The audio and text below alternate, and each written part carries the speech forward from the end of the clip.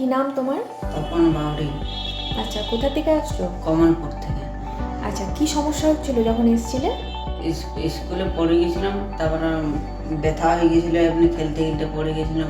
কোথায় ব্যথা হয়ে গেছিল? এই কোমরে হাড়টা একটা ব্যথা হয়ে গেছিল। কি সমস্যা হচ্ছিল? চলতে পারছিলাম না, খড়ায় খড়ায় চলছিলাম।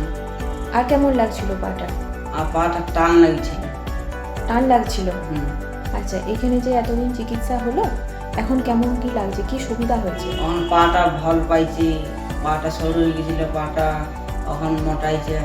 আর সাইকেল চালাতে পারছি, চলতে পারছি, হাঁটাচলা করতে পারছি, ঘুরতে পারছি।